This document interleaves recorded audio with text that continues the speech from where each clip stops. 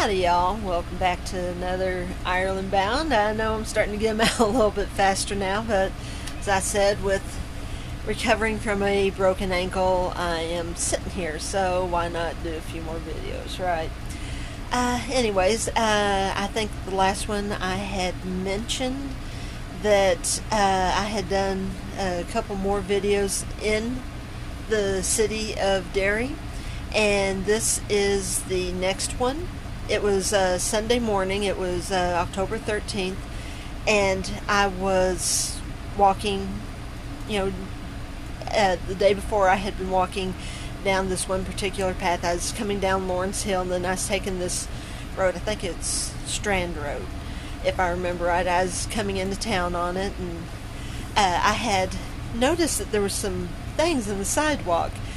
And so I kind of got curious, and I decided on Sunday morning I was going to video it.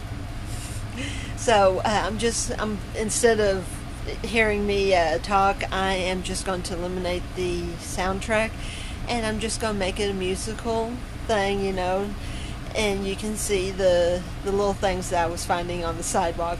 I thought they were cute. No one else might find them as cute as I did, but it was a little something that I thought was interesting that they would put there. And to be honest, it kind of made me glad that I didn't have a car, because if I had been driving, I wouldn't have seen the cute little things they put in the sidewalk. So many times, at least here in America, we just make a straight pavement. Sometimes someone might write something in it, but unless they do it on purpose, most walkways like that, over here we do bricks. Okay, we will have a brick and we'll have something written on it, like in memory of this person, or as a fundraiser type thing. Maybe a building company or some other business might buy a brick and put their name on it. So, like I said, we kind of do something similar to it with bricks. But this was it was like, squares of pavement, and they had, like I said, I thought it was kind of cute, and it kind of spoke to the, hold on a second. Cat, would you stop that? I'm trying to do a recording over here. For some reason, I have a cat that keeps trying to dig in my sink. Go figure. But anyways, it's, looking at them, I realized that it was, hold on a second. Is that going to work? So I'm trying to figure out something I can throw at the cat. Hey. There. Annoying cat. But anyways, so like I said, it was something that kind of spoke to the water aspect of Derry, the fact that they've got a river that runs right beside it, and that they are not very far. Sorry, got another cat that's trying to play with my camera again. Different cat this time. But anyways, it kind of spoke to their connection. They were right off the Atlantic, and when I say right off, I mean if you drove like 20 minutes north, 30 minutes north, you would have gotten to the north part of the Atlantic Ocean. So it's kind of, yes, that's a kitty. That is, which one are you? Beardsley. Okay, yeah, that's Beardsley. He's got like a white thing right here, white chest piece. So that's my Beardsley, and another one down here messing with my camera again. But anyways, so it, like I said, it spoke to their sea connection, and so I'm just going to do a musical montage so that way y'all can see the little things that I saw, and I will see y'all again at the end of the video. Enjoy.